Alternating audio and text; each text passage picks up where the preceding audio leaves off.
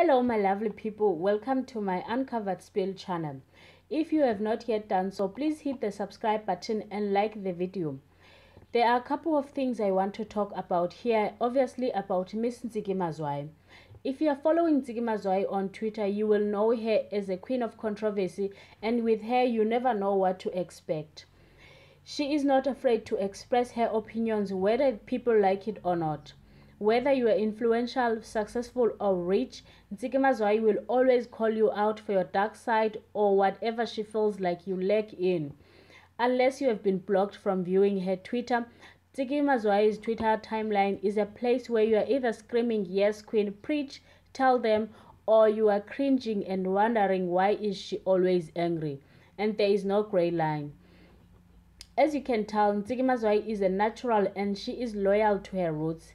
That means she hates weaves and does not understand why black women hate themselves so much that they ditch their own natural African beautiful hair and buy expensive white women's hair.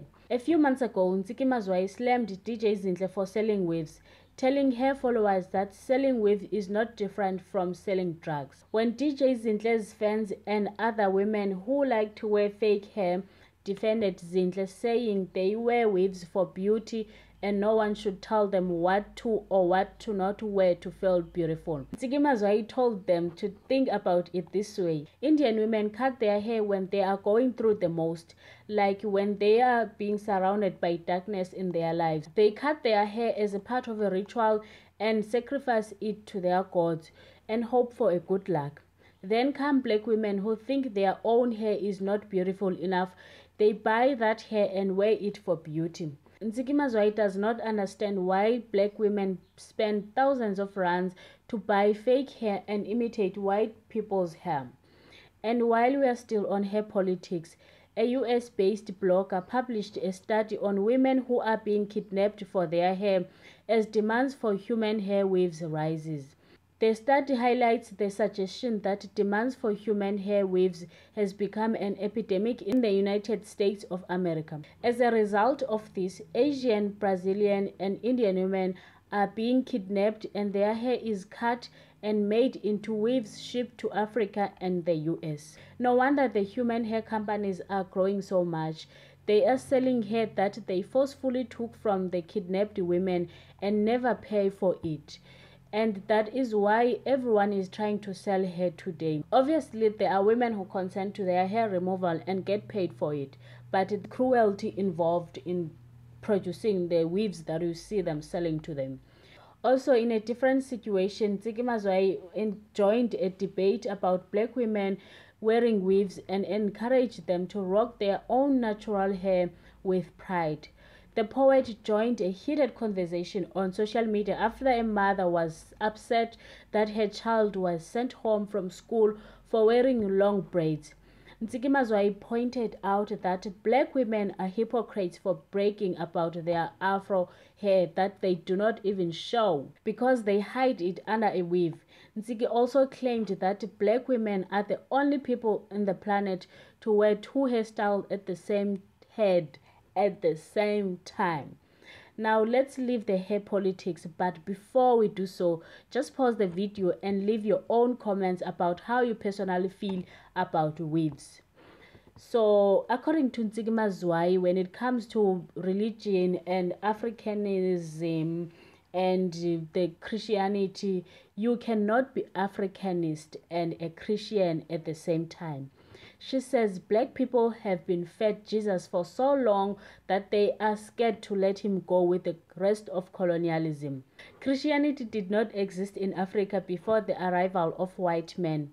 Before then, African people existed for millions of years, achieving extraordinary things and maintaining a solid family structure.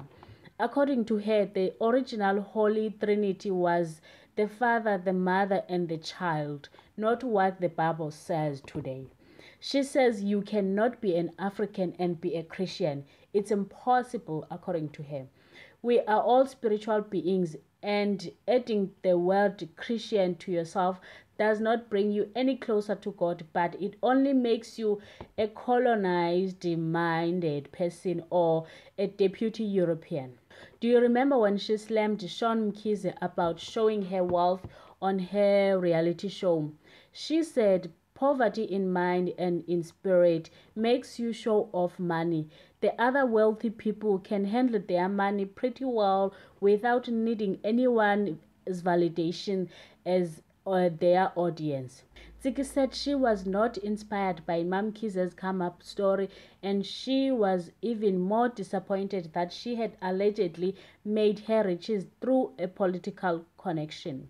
While some people saw Mam Kiza's multi-million rand Lalusha mention as an inspiration and levels, Ntsiki Mazwai tagged Mam Kiza on social media and asked her if she was going to build something that was actually going to benefit her community, such as a school. Ntsiki Mazwai said she was trying to understand, why do you need such a big house and what purpose does it fulfill? Ntsiki comes for almost everyone in the entertainment industry. From those who are selling alcohol like Bonang and Boiti, she has also called out Connie Ferguson for her poor acting skills. She even called out AKA after he made suggestions that to survive in the entertainment industry, you need to take drugs. Even ordinary people are not safe from Ntsiki Mazwai's attack. Earlier this year, she asked her fans to wake up and stop promoting the culture of drinking, as it is taking humanity backwards. This led to a heated discussion on the timeline about the drinking culture, especially in South Africa, and this ended up comparing black people to other races. When a user mentioned that they have never seen a white public figure working with an alcohol brand and how that affects black people, this led to an uproar in the comments. Ntsiki Mazwai said black people do not hold themselves highly like other races and said they are just clowns in the circus. She also claimed that black people turn the consumption of alcohol into a status symbol, asking her fans to wake up and be aware of the situation. On a recent different situation, Ntsiki Mazwai lambasted Mohale Motaung for living a seemingly fake lifestyle. Asking her Twitter fans, she ordered that someone must please tell the beautiful Mohale that acting rich is not gonna be sustainable. Or maybe he married Somizi in community of property. Last week, Ntsiki Mazwai came back on social media after her break, and she had something to say because South Africa was burning. In a long blog, she highlighted that she finds it uncomfortable that the Zondo Commission is about black people telling on each other. She found it weird that there were rarely white people on trial, when it is generally known that they are the ones who hold the evergreen accounts with the state entities. So I guess the reality of this statement means that white people are not corrupt, or they are just untouchable when they do corruption. The fact that black leaders are being questioned by white advocates make it look like the slaves are being called into order in this action. Ntsiki continued to blame the Constitution of the Republic of South Africa, saying it was written for us and it allows white people to continue loot in peace, while all we get as black people is the vote, the right to vote, and that's all.